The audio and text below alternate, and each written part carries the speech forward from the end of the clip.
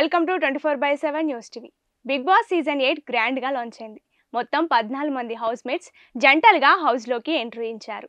అసలు వీరిలో ఎవరి గేమ్ ప్లాన్ ఎలా ఉంది, అసలు ఎవరు స్ట్రాంగ్గా ఉన్నారనేది ఈ రోజు మనతో పాటు డిస్కస్ చేయడానికి బిగ్ బాస్ అనలిస్ట్ పరిటాల మూర్తి గారు మనతో ఉన్నారు. ఆయన్ని అడిగి మరిన్ని విషయాలు తెలుసుకుందాం. నమస్తే సార్. సార్, నిన్నటి ఎపిసోడ్ చూసినట్లయితే మొత్తం 14 మంది ఎంట్రీ ఇచ్చారు.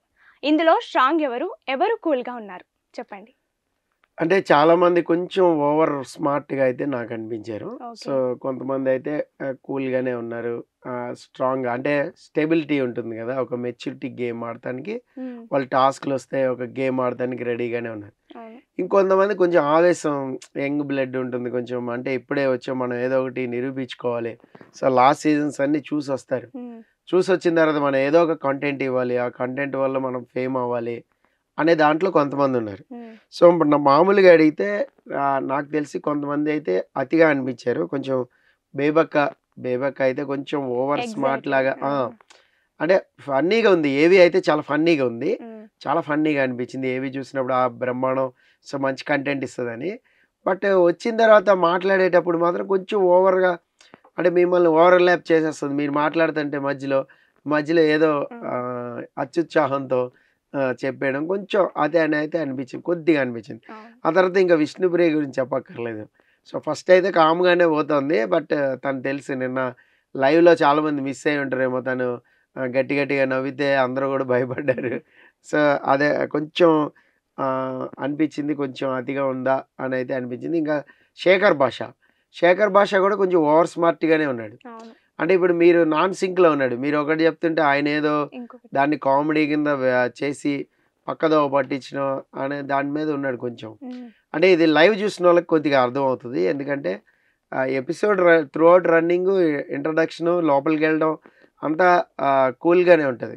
ఎందుకంటే నాగార్జున ముందు ఇది మెయింటైన్ చేస్తారు. ఆ డిగ్నిటీ మెయింటైన్ చేసి లోపలికెళ్తారు. ఇక లోపలికెళ్ళిన తర్వాత మనలో ఏదైతే ఒరిజినాలిటీ ఉందో అది బయట పడిపోతూ ఉంటుంది. సో, శేఖర్ భాష నిన్న కొంచెం జోకులేస్తా కనిపించాడు. కొంతమంది ఏంటంటే హౌస్‌లో తీసుకోలేరు. కొంతమంది జోకులేస్తుంటే. కొంతమంది తీసుకుంటారు. సీరియస్‌గా మనం ఏదైనా మాట్లాడుతుంటే మధ్యలో వచ్చి జోకులేస్తుంటే కొంచెం కష్టం అవుతుంది. సో, అలాగైతే నాకు శేఖర్ భాష అనిపించాడు. ఆ తర్వాత కొంచెం కిరాక్ సీత కూడా కొద్దిగా ఓవర్‌గానే కొద్దిగా అతిగా అయితే అనిపించింది.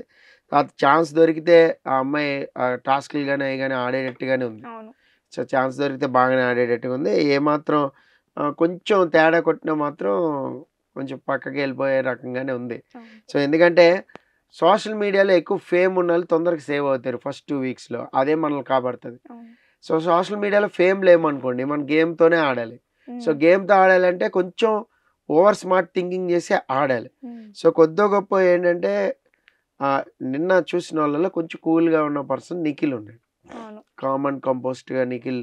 సో, అంటే ఆచితూచి మాట్లాడడం, అందరు చెప్పింది వినటం ఫస్టు. సో, గ్రాబ్ చేసుకోవడం సిచ్యువేషన్ దాన్ని బట్టి ఉన్నాడు. సో, అలాగే ఆదిత్య ఓం కూడా కొంచెం ఇదిగానే స్టేబిలిటీగానే ఉన్నాడు. అంటే టాస్క్‌లో అంత స్పీడ్‌గా ఆడలేదు. మనం చూసాం ఒక టాస్క్ ఇస్తే ఏదో చిన్నగా మెల్లగా వెళ్తూ ఆ బెలూన్ కొంచెం అంటే స్పీడ్‌గా ఉండాలి, మనం స్పీడ్‌గా చేసేయాలి అనేంత ఇదేం లేదు అతనికి. కొంచెం కామ్‌గానే ఉన్నాడు. టాస్క్‌లు ఆడటం కాదు, మన బిహేవియర్‌తోని కప్ గెలవాలి.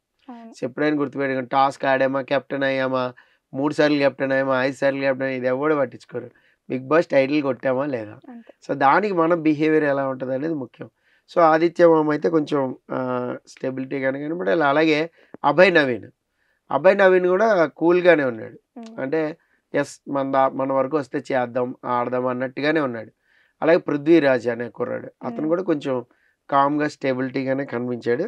సో, ఇంకా మీకు కొంచెం ముందుకెళ్ళి కాస్త ఏదైనా ఆవేశంగా కొంచెం ఏదైనా వస్తే వెంటనే రియాక్ట్ అయిపోయి కొట్టేవాళ్ళలో నాకు మణికంఠ కనపడుతున్నాడు. అంటే కొంచెం రియాక్ట్ అయిపోతున్నాడు. నిన్న అనిల్ రావిపూడి ప్రాంక్ చేసాడు యాక్చువల్‌గా. అది గెస్ చేయొచ్చు యాక్చువల్‌గా. కానీ తనకి మేబీ బిగ్ బాస్ చూడలేదేమో ఏం లేదు. మిగతా వాళ్ళు గెస్ చేస్తా ఉన్నారు. 2, 3 గెస్ చేశారు అక్కడ. అనిల్ రావిపూడి నువ్వు గెస్ చేసావా అని కూడా అన్నారు. సో, అది గెస్ చేయలేకపోయాడు. కొంచెం దాన్ని తీసేసుకున్నాడు బాగా. సో, దాని గురించి తనకు ఓటింగ్ చేసిన వాళ్ళని కొంచెం హార్ష్‌గానే ఇది చేస్తాడని అయితే నాకు అనిపించింది. కొంచెం మైండ్‌లో కూడా పెట్టుకుంటాడు. కొద్దిగా ఆవేశంగానే ఉన్నాడు అనిపించింది. అలాగే ఇంకోటి యష్మి కూడా సోనియా కూడా కొంచెం ఓవర్గానే కొంచెం ఆవేశంగానే దూసుకుపోయేలాగా ఉన్నారు. ప్రేరణ కూడా. సో ఛాన్స్ వాళ్ళకి ఇంకా రాలేదు. సో వస్తే మాత్రం అంటే నేను వీళ్ళని ఆవేశం అని ఎందుకు అంటున్నానంటే వీళ్ళు గత సీజన్స్లో చూసి వస్తే కొంచెం స్టెబిలిటీ ఉంటుంది. ఏ సిచ్యువేషన్కి ఎలా రియాక్ట్ అవ్వాలనేది ఆ కంపోజ్నెస్ తెలుస్తుంది. సో వీళ్ళు ఏంటంటే ఆవేశంగా టక్మన్ రియాక్షన్ ఇచ్చేస్తున్నారు. సో అందుకని వీళ్ళు కొంచెం ఏదైనా సిచ్యువేషన్ వస్తే టక్మన్ ముందుకు దూకేయడంనే ఆవేశంగా ఏదో ఒకటి చేసేయడం. సో ఇలాంటిది ఉంటుందని నాకు అనిపిస్తుంది వీళ్ళని చూస్తుంటే. ఓవరాల్గా పార్టిసిపెంట్స్ అయితే బాగానే ఉన్నారు. సో యంగ్ అండ్ ఎనర్జెటిక్ తీసుకున్నారు ఈసారి. ఎవరు కూడా అంత ఏజ్డ్ పర్సన్స్ ఎవరు లేరు మనకి. లాస్ట్ సీజన్స్లో వచ్చినట్టుగా అయితే ఎవరు లేరు. సో ఒక ఆదిత్య ఓమే ఉన్నాడు, బట్ ఫిట్గా ఉన్నాడు కాబట్టి ప్రాబ్లం లేదు. ఇప్పుడు ఆదిత్య ఓం గురించి నాగమణి కంట బాగా ఫీల్ అయ్యాడు, ఎందుకని? యాక్చువల్గా ఏంటంటే అక్కడ అందరూ ఓట్లు వేసారు. ఇప్పుడు నలుగురు బెజవాడ బేబక్ వేసింది, అలాగే ఇంకో ముగ్గురు వేసారు, నాకు అంత గుర్తులేదు. ఆదిత్య ఓం కూడా ఓటేసాడు. అంటే బయటికి వెళ్ళిపోవడానికి నలుగురిలో ఎవరు అంటే నాగమణి అని చెప్పారు. అయితే ఇక్కడ ఏంటంటే ఎవరో ఒకరి పేరు చెప్పాలి, అక్కడ సెలబ్రిటీ అడుగుతున్నాడు, కంపల్సరీ ఉంటుంది. అయితే ఇక్కడ ఆదిత్య ఓం స్టార్ట్ చేశాడు. సో మిగతా అందరూ నాగమణి అన్నారేమో అని అతని ఫీలింగ్. సో ఇప్పుడు అతనే కదా స్టార్ట్ చేసింది నా పేరు చెప్పడం అనేది. ఇది అతను అన్నాడు కూడా, లాస్ట్ ఛాన్స్ నాకు ఇది, ఇంకా నాకు ఇది లైఫ్లో బిగ్గెస్ట్ ప్లాట్ఫామ్, ఇది దాటితే నేను ఇంకా కష్టం ఏం చేయాలో కూడా నాకు తెలీదు, వచ్చాను అని చెప్పాడు.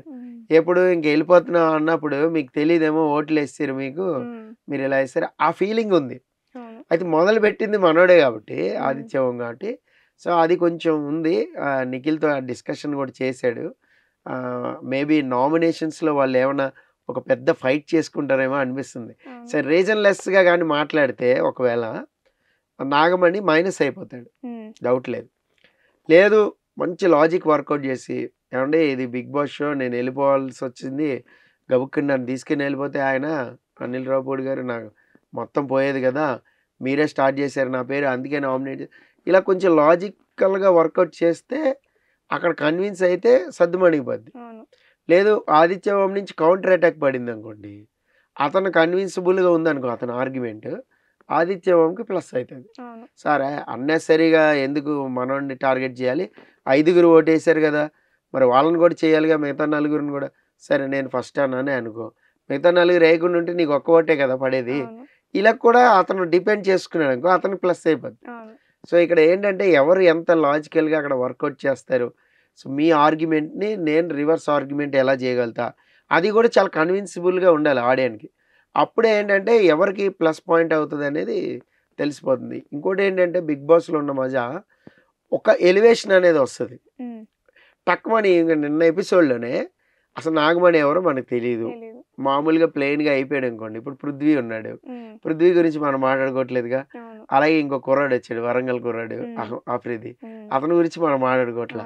నాగమణి గురించి ఎందుకు మాట్లాడుకుంటాం అంటే ఆ ఎలివేషన్ అనేది టక్మని వచ్చింది తనకి. అది ఎలా వచ్చింది అంటే హౌస్మేట్స్ వల్లే వచ్చింది. సో అనిల్ రావుపూడి చేసిన ఒక చిన్న ప్రాంక్ వల్ల ఇతను హైలైట్ అయ్యాడు. 14 మందిలో మనం హైలైట్ అయ్యామంటే దాన్ని కాపాడుకుంటే హీరో అవుతాం.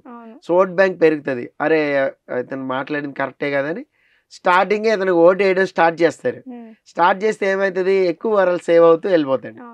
అలా కాకుండా ఇతను పిచ్చి ఆర్గ్యుమెంట్ ఉందనుకో, సో ఏదో పిల్లల ఆర్గ్యుమెంట్ లాగా ఆవేశం పడిపోయి నువ్వు ఇట్లా చేసినావు అట్లా చేసినావు మీదకి వెళ్ళిపోయి అంత అక్కర్లేదు. యాక్చువల్గా దానికి అంత రియాక్షన్ అక్కర్లా, కానీ ఓవర్ రియాక్షన్ ఇచ్చాడు అనుకోండి, అది ఎదటి వాళ్ళకి ప్లస్ అయిపోద్ది. సో ఈ ఎలివేషన్లో ఆదిత్య ఓంకి గ్రాఫ్ పెరుగుతుందా, ఇతనికి గ్రాఫ్ పెరుగుతుందా అనేది ఈ నామినేషన్ ఫైట్లోనే తెలుస్తుంది. ఒకవేళ ఈ పాయింట్ కానీ అతను నామినేషన్లో పెడితే ఖచ్చితంగా ఎవరో ఒకళ్ళకి ప్లస్ అవుతుంది, అందులో డౌట్ లేదు. ఓకే, ఇతను ఇంకా నేర్చుకోవాలి అంటే తెలుసుకోవాలి అన్నాడు కాబట్టి నాకు తెలిసి ఆదిత్యకే ప్లస్ అవుతుంది అనిపిస్తుంది నాకైతే. ఎందుకంటే అన్ని తెలుసుకోవాలి అన్నాడు కదా, కొంచెం మెచ్యూరిటీ కానీ పెళ్లి కూడా చేసుకున్నందుకు ఫీల్ అవుతుంది, అట్లా కొన్ని అన్నాడు కాబట్టి ఆదిత్యకి ప్లస్ కావచ్చు. ఏమో మరి చెప్పలేము, ఎందుకంటే కొంచెం ఇన్మెచ్యూరిటీ అయితే ఉంది మీరు అన్నట్టుగా కొద్దిగా. బట్ దాన్ని ఆవేశంగా ప్రజెంట్ చేసాడు అనుకోండి మైనస్ అయిపోతాడు పాపం. లేదు ఈ మంచి గ్రాఫ్ వచ్చింది, లైమ్ లైట్లోకి వచ్చాం, 14 మందిలో మనమే అనిల్ రావుపూడి ప్రాంక్ చేస్తే మనమే దొరికాం. సో దీన్ని తను స్మార్ట్‌గా థింక్ చేసి దాన్ని బాగా పాజిటివ్‌గా వాడుకుంటే మాత్రం ముందుకెళ్తాడు. అవునవును. లేదు అంటే అక్కడనే. మైనస్ అయిపోద్ది. ఓకే. అది. Thank you sir. Thank you. చూసారుగా ఇది ఈరోజు అనాలిసిస్. మరో అనాలిసిస్‌తో మీ ముందుంటాం. Bye bye.